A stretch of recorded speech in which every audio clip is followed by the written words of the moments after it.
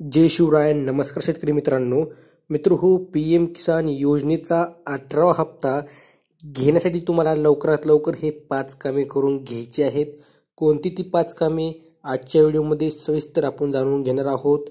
जर तुम्हाला P M किसान योजनेचा 18वा हप्ता पाहायचा असेल तर बरेच शेतकरी काही गोष्टी असतात जे करत नाहीत.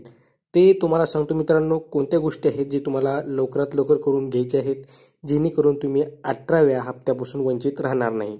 व्हिडिओवरती शेवटपर्यंत राहा. व्हिडिओ आवडला तर लाईक करा, चॅनलला सबस्क्राईब करा आणि दुसऱ्या शेतकरी मित्रांना शेअर करायला विसरू नका.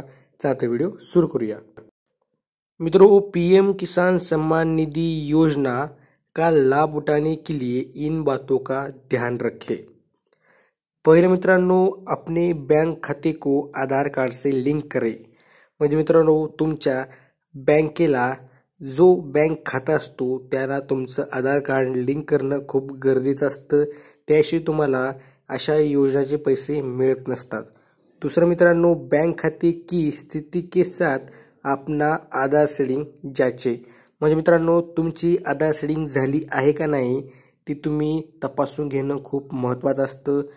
जर तुमच्या बँकेला आधार सीडिंग नसेल तरी देखील तुमच्या बँक खात्यामध्ये हा पीएम किसानचा सम्मान निधि येणार नाही. तिसरं म्हणजे अपने आधार सीडेड बैंक खाते में अपना डीबीटी विकल्प ॲक्टिव्ह रखे. म्हणजे मित्रांनो, तुमचं जो काही आधार सीडिंग केलेलं खातं आहे त्यामध्ये तुमचं डीबीटी जो ऑप्शन असतो तो ॲक्टिव्ह आहे का नाही हे देखील बघणं खूप गरजेचं असतं. पुन्हा तुमची KYC करणं हे देखील खूप महत्त्वाचं आहे. आणि पीएम किसान पोर्टलमध्ये नो युअर स्टेटसमध्ये जाऊन मित्रांनो तुमची आधार सीडिंग स्थिती पाहून घ्यायची आहे. तुम्ही नो युअर स्टेटसमध्ये जायचं आहे. पीएम किसान सम्मान निधीच्या पोर्टलवरती तुम्हाला ते मिळून जाईल. तुम्हाला pmkisan.gov.in या वेबसाईटवरती यायचं आहे. इथं आल्यानंतर तुम्हाला 3 ऑप्शन आहेत: न्यू फार्मर रजिस्ट्रेशन, KYC आणि नो युअर स्टेटस. इथं तुम्हाला नो युअर स्टेटसवरती क्लिक करायचं आहे. इथे क्लिक केल्यानंतर मित्रांनो तुम्हाला असं एक ऑप्शन दिसून येईल. इथं तुम्हाला तुमचं पीएम किसान योजनेचं रजिस्ट्रेशन नंबर टाकून घ्यायचा आहे.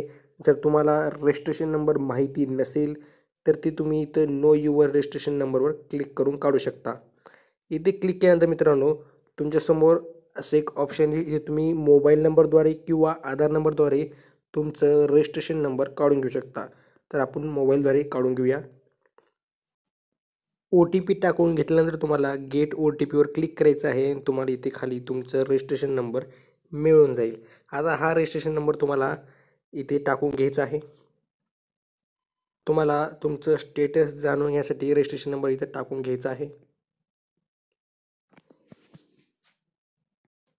इथे रजिस्ट्रेशन नंबर टाकून घेतल्यानंतर तुम्हाला OTP येईल.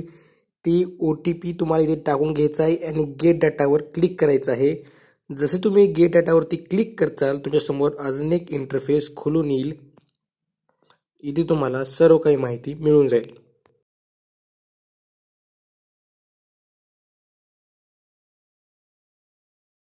तुमची इथे पर्सनल माहिती आहे.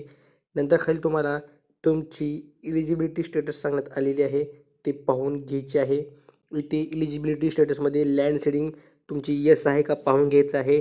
बँक आधार अकाउंट सीडिंग येस आहे का ते पाहून घ्यायचं आहे. KYC येस आहे का ते देखील पाहून घ्या. हे तिन्ही गोष्टी तुमच्या येस असतील तरच तुम्हाला योजनेचा लाभ मिळणार आहे. तर लवकरात लवकर हे 5 कामे करून घ्या, जेणेकरून तुम्ही येणाऱ्या आगामी 18व्या हप्त्यासाठी अपात्र होणार नाहीत. व्हिडिओ आवडला असेल तर लाईक करा, चॅनलला सबस्क्राईब करा. भेटूया पुढच्या व्हिडिओमध्ये. जय हिंद, जय महाराष्ट्र.